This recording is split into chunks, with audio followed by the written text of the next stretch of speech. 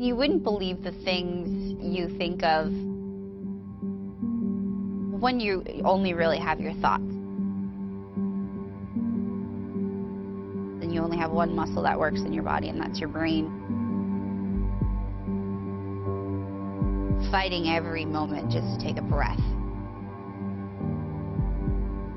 There were times I was just in the fetal position going, this too shall pass, because it went on for so long, so long.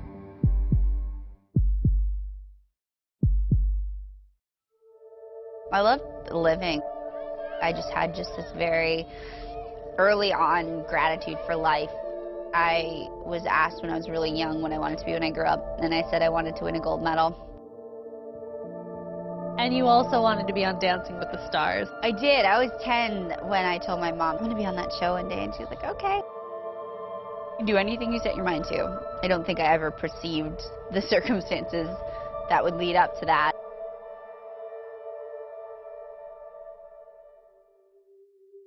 In 2006, Victoria contracted transverse myelitis and ADEM, two extremely rare autoimmune disorders.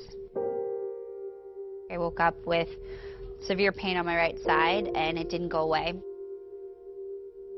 Quickly lost the ability to walk, then started to lose the ability to talk and move and function. And all I remember is going into an ambulance, and I have no memory from about a 1.5 year period. After nearly 3.5 years in a vegetative state, Victoria regained consciousness. But fear quickly set in when she realized she could see and hear, but she couldn't communicate. She was locked in. I literally was a prisoner, and wherever my eyes were, I could see, but I couldn't control them. She just would seize, and it was horrific.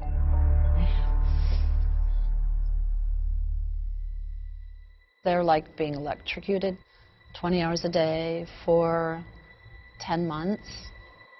I remember this doctor walking in and saying to my mom, that's it, you know, she's gonna die, you need to accept that. And if I didn't die, I'd be a vegetable the rest of my life. And my parents should move on with their lives. When you almost lose a child, there's just, it's the most horrific feeling in the world.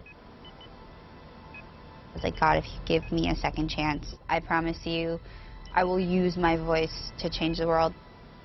I'll never forget, it was one night in the hospital, I fell to my knees, and I just handed it over. I said, I can't do this alone.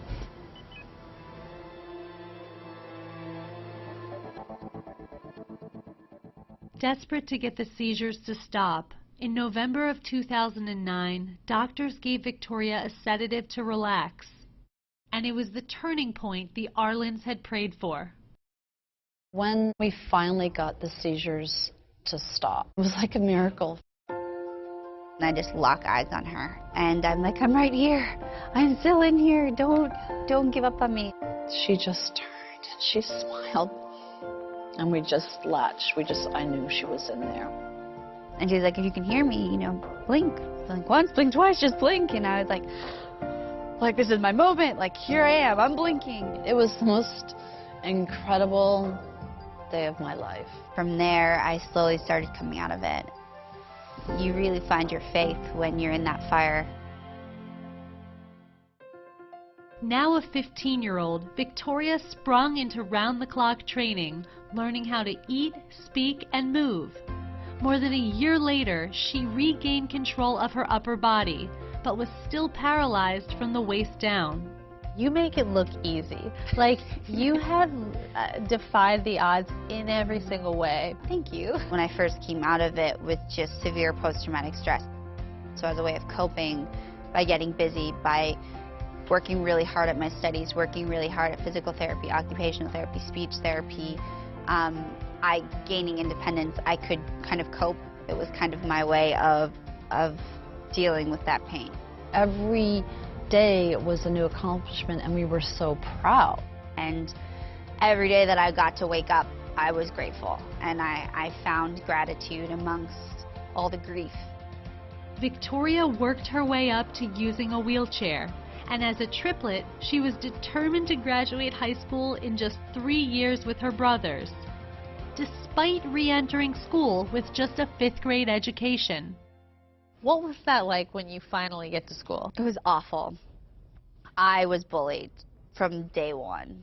She still had a feeding pump, and because she couldn't eat at the time, she would go into her case manager's office and she worked through lunches. She worked constantly. It was just not fun. It was a really rough time. I think that was the one time I actually started feeling sad about all that had happened. But you didn't give up on yourself. No, and there's power in believing in someone. My little mummy angel and my dad angel and my brothers and my trainer, they just believed, and it just kind of created this recipe for success. I came out first, so I've been the leader of the pack since day one, and so I was like, I'll be damned if they graduate before I graduate. So I literally just hunkered down and got to work. And she did it. In addition to her studies, Victoria found solace in sports.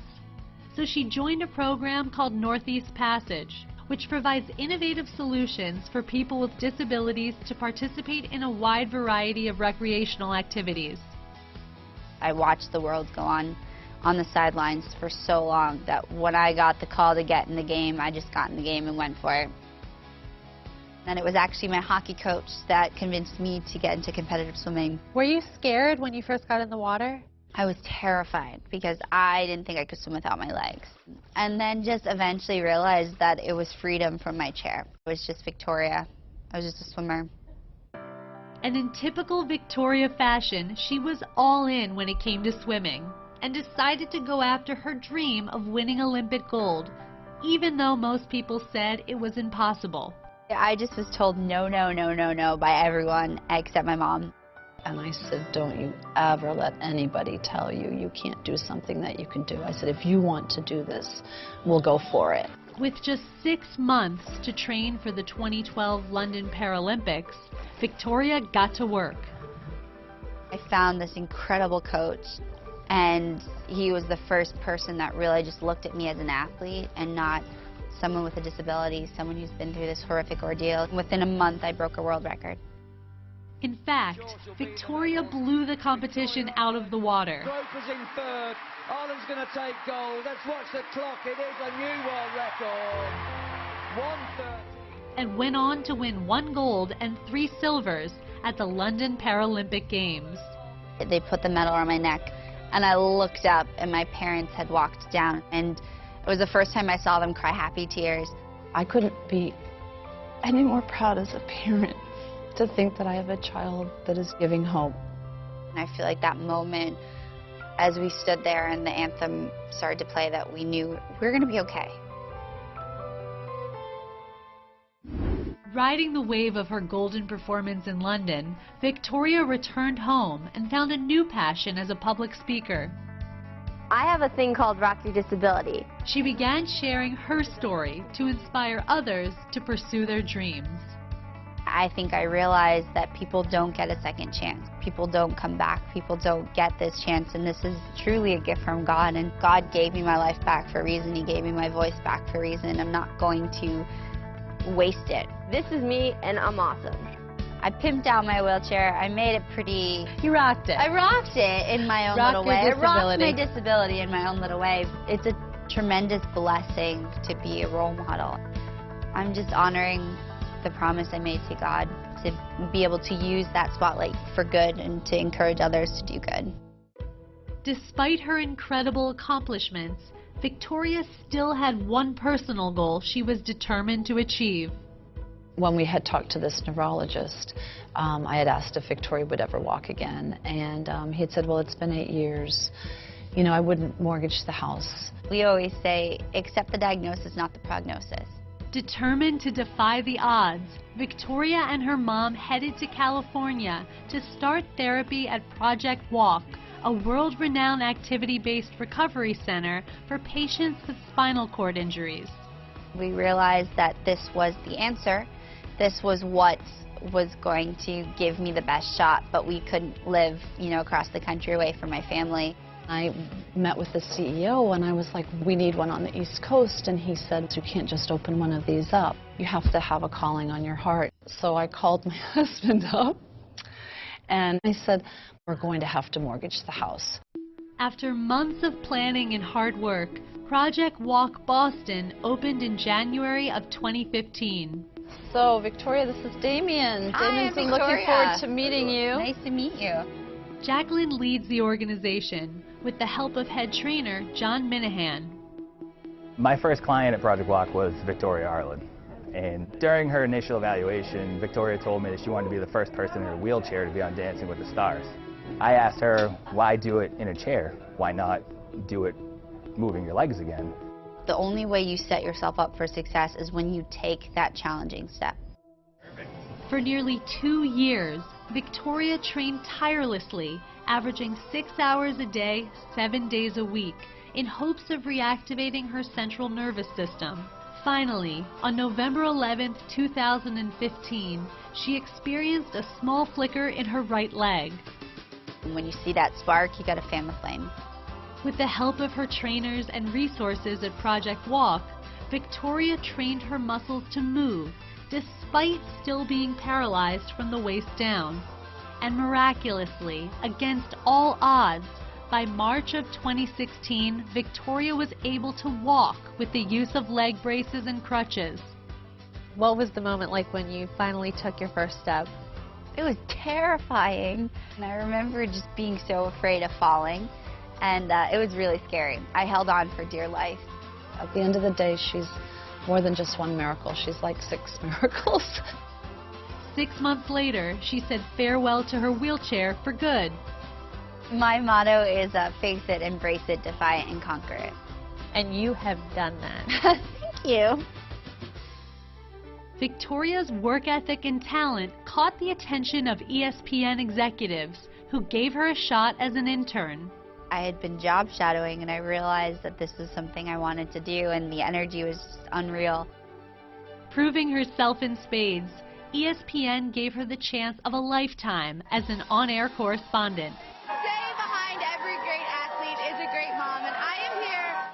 All of a sudden, you become ESPN's youngest correspondent. Right after my 21st birthday, I got a contract. It was just mind-blowing. Victoria has traveled the world covering sporting events close to her heart, including the Invictus Games, the Special Olympics, and the X Games. First time at X Games. How is it going for you? I watched the X Games from a hospital bed, and then I'm there reporting from there, and it was crazy. Guys, shred hate and choose kindness. And in the spring of 2017, Victoria got the call she had been waiting for since she was just 10 years old, to become a contestant on Dancing with the Stars. But immediately, reality sunk in. I had only been out of my chair about 1.5 years when I signed on to do the show, and so I hadn't really been able to stand tall yet. I was still, a year ago, I was still in leg braces. So even just wearing regular shoes was not an option. People didn't know the suffering I was dealing with behind the scenes, the panic attacks, the nightmares, the moments where I would call my mom and just say, I can't do this anymore. And you kind of just learn to rise, and sometimes it's a little scary to stand tall. And to be paired with Val, who pushed me but also taught me so much about myself and inspired me and would tell me, hold your head up, you lived. Show the world you lived. Show them what that means. When you saw her take the stage for the first time, what was that like? It was like you took all the oxygen out of my lungs. When the music picked up and she started to dance, it was, I can't even, it was incredible. I remember telling my mom, I said to her, I was like, thank you for saving me. Thank you for not giving up on me. And my parents, like, we never for once even considered that this was like coming full circle, and dancing was like my victory dance. It was definitely a great way in my eyes to kind of close that book. Moving on to the next chapter of her life, Victoria penned her autobiography, Locked In. And she's determined to help other people facing hardships, which is why she launched Victoria's Victory Foundation, which funds scholarships to individuals and organizations that provide support and training for overcoming obstacles. Your life is made up of big moments. I don't think you do anything small. No, I don't think so. Everything is like 110%. There's no in between with you. For me, not one breath is taken for granted, and if it is, then shame on me.